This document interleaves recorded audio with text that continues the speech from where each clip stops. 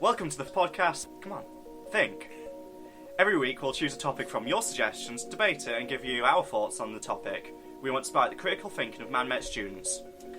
But if you're not from Man Met, don't worry, you can think too. My name is Maria. I'm doing my master's degree in digital marketing communication. Hi, I'm Ruben. I studied politics and philosophy, and we are the DebSoc committee. Hi everyone, welcome to the fourth, not annual DebSoc podcast. This week we'll be discussing the Democratic Party in America and all the changes that have been happening recently. Our title today is This House Believes That the Democratic Party is not as predictable as it seems. So, this week we have our first official guest for the podcast, and it's Adam. You may know him because he's a former chair of the debating society, and he actually founded the society. Adam is also a graduate in politics, and he wrote his dissertation in American politics and the Electoral College. Oh, hi guys, you're right. Sorry. Welcome to our podcast. How are you feeling today, Adam? I'm feeling very good. How are you? Thank you for having me on. We're good. To be honest, the first thing I thought when we were talking about American politics was, well, Adam knows about this a lot more than I do. I try my best. So, as I don't know much about this, I'm just going to brief everyone in what I needed to know to understand this debate a little bit better. And I Googled U.S. elections 2020, all you need to know about the presidential race. So in America, we have two main parties, Democrats, which are the liberals, and the Republicans, which are the conservatives, sort of. There are other third parties, which are like the libertarians and the green parties and independent parties, but they're normally not the main two. Just like the other parties in the So state governments run primary elections, not the parties, and it's the same way they run a normal election. So in 2016, for instance, over 57 million Americans participated in the primaries, but that was only 28.5% of eligible voters. We also have something called caucuses. Is that how you pronounce it? Yeah, that's it. That other states do instead of primaries. It's a thing. Congrats. Yeah. America did a thing. Both parties have primaries. Democrats are currently looking to unseat Mr. Trump, but which is all like everyone thinks he's going to be the nominee. Then there's no one really like trying to fight him on that. He doesn't have any challengers. For what we're going to debate a bit more about today is about the Democratic Party and what they are doing. On Tuesday, 3rd of March, there were the main primaries. For Democrats, about 40% of all delegates are up for grabs and 30% for Republicans. Campaigns run about 18 months, so they've been going on for a while, and they will be going on for a while. And then the Democratic National Convention is happening on the 13th of July, and that's when they actually announce the nominees for president and vice president for the Democratic Party. And their Republican National Convention happens on the 24th of August and 27th of August. Technically, President Trump is not the official Republican candidate until it's announced at the convention. Same with what we're going to talk about today. So the current news that led to this debate is that Bernie Sanders recluded himself from the run for the primaries to represent the Democratic Party.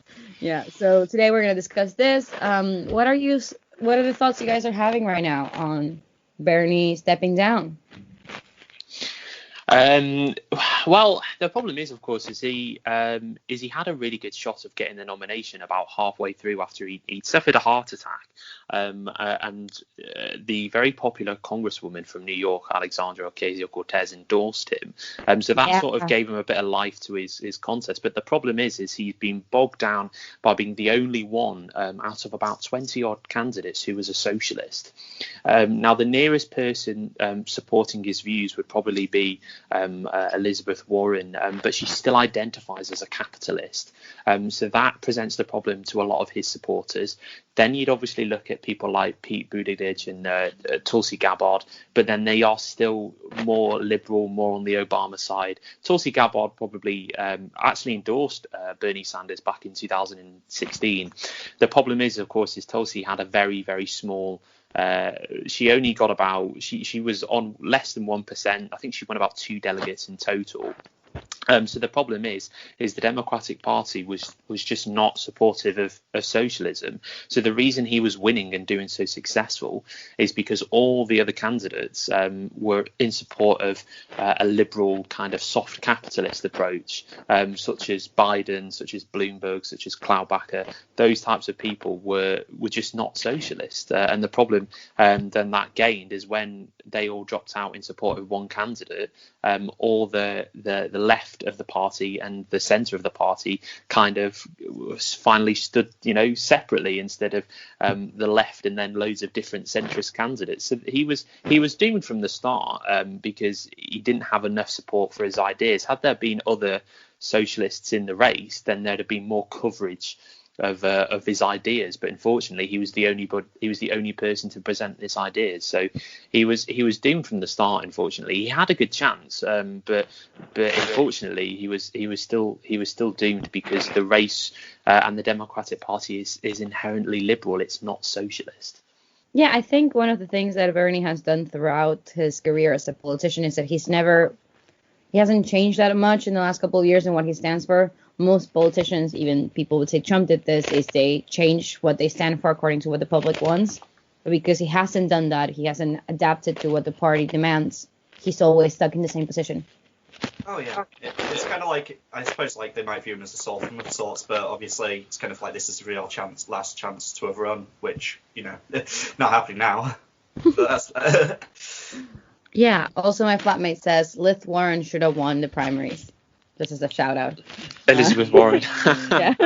Well, interesting actually, because Elizabeth Warren would probably for me, I think the best candidate probably would have been Michael Bloomberg, just because if you looked at his record in New York, he had a strong record behind him supporting the city, sort of supporting the rebuild of the city not too long after the September the 11th. But it wasn't just a lot of that; it was some of the policies that he took.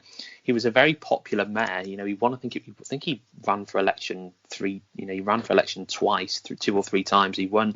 I think he was also a Republican for the time he was in office as well, later becoming an independent.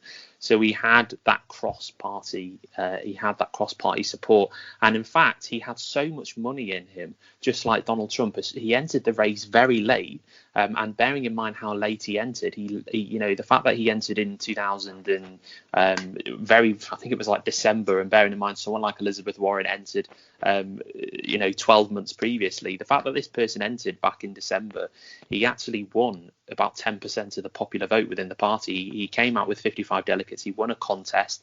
It was about 2.5 million votes, which is only it was about 50,000 short of what Elizabeth Warren got. So I think the best candidate probably would have been Michael Bloomberg. I certainly would have supported him. I think he was the best candidate. But in terms of unifying the party, he just didn't do that at all. Because somebody like Elizabeth Warren was very good at attacking him because he was doing so well and trying to. He was nibbling at her heels essentially because he was so close to her, overtaking her. In fact, he actually polled her above Biden at one point. He polled to second place. He could have easily have clinched first place. The problem is his campaign started off very slow, gained a lot of momentum when he poured millions and millions of dollars into the campaign. But the problem that he had the most is that he was so centrist. He couldn't appeal to people who were trying to look at Bernie Sanders or even Elizabeth Warren supporters. So the person who probably would have been best as a candidate actually may well have been Elizabeth Warren, because she was supportive of some of Bernie's ideas, but she still had a good moderate streak about her. So I'd agree with your friend actually that Elizabeth probably would have been the best person for the job. I would have supported Michael Bloomberg had I got the chance, but I think Elizabeth Warren probably would have been the best candidate for unifying the party. That's for sure. Yeah, I can't say much about their policies, but I remember watching the debate last night, and it was one of them anyway, and it was effectively like Warren was effectively just trying to paint Bloomberg as a sexist constantly. Yeah, I'm really not sure what to think of that. Because it's like otherwise she was actually one of the more respectable candidates out of the bunch. Thing is, obviously, it was a good tactic to have. I mean, obviously, I'm not going to dive into the allegations that go on, but the tactic was completely true. Like, she had to, it was right to expose him in that way, and she was very, very tactful in that, because her campaign had soared at one point. I think it was around July. I think it might have been around September, October, sometime, when she was polling ahead of Biden. She was doing incredibly well. Bernie was nowhere to be seen, and she was bound to be the Democratic candidate. But unfortunately, she tanked. She did a Ben Carson. It didn't go well, unfortunately. I think at the end of the day, when you have those types of people even be more of a threat to reach the top three, you had to go on the attack. You had to go on the forefront. And somebody like Michael Bloomberg was that type of person. So what would you say your opinion on Biden is? I know a lot of people seem to think he's unelectable. So I think I disagree with that. I think Joe Biden is definitely electable. This is his third stint running for president. He's finally won the nomination. He ran in 1988, but lost. Oh no, I think it was it 1988 or 1992? It was one of those two elections. It was 1988. Yes, he ran in 88.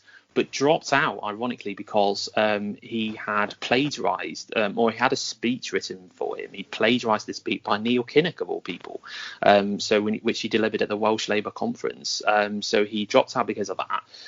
In 2008, obviously about 30 odd years later, he failed to gain momentum because of Obama and Hillary. They were the clear front runners. So he dropped out very early, later became the vice president. He was a senator in Delaware. He took huge roles. I think he was the chair of the Judiciary Committee in the Senate, which is obviously a very senior role to have. And he had a huge experience in the Senate. He was definitely electable in that sense, and he's definitely an electable politician. And when you look at his ideas, he has certainly got ideas that could be very attractive. A lot of them are very Obama plus policies, essentially. He's a big supporter of Obamacare, which obviously isn't too popular in the United States, but then no healthcare plan is.